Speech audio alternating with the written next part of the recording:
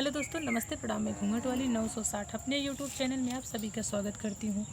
तो दोस्तों, आज मैं लेकर आई हूँ बहुत ही प्यारा सा एक धमाकेदार चुटकुला नाच गीत। दोस्तों, गीत को पूरा सुनिएगा। गीत कैसी लगी कमेंट में ज़रूर बताइएगा। आप सबसे हाथ जोड़कर रिक्वेस्ट है, मेरे चैनल को आगे बढ़ाइएगा। दोस्तों, खने खने खने कंगना बाजई पिया, खने खने खने कंगना बाजई पिया, मुहे ऐसे ससुर नहीं भावई पिया, मुहे ऐसे ससुर नहीं भावई पिया, बादल यस गरजत आवई पिया, बादल यस गरजत आवई पिया, खन खन खन कंगना बाजई पिया, खन खन खन कंगना बाजई पिया, मुहे ऐसे भसुर नहीं भावई पिया, मुहे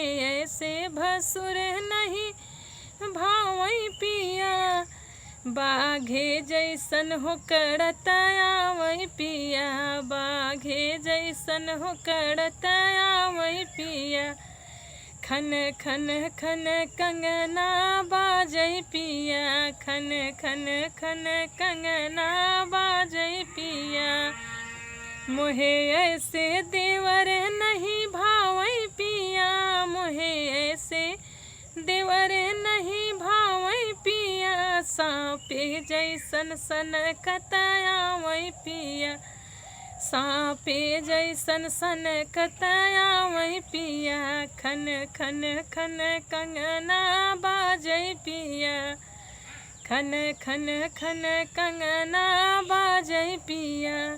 तो दोस्तों, था मेरा प्यारा सा एक चुटकुला छोटा सा नाच गीत। कैसी लगी दोस्तों कमेंट में ज़रूर बताइएगा। फिर मिलोगे अगली नेक्स्ट वीडियो में अच्छी गीत के साथ। तब तक के लिए नमस्ते, प्रणाम।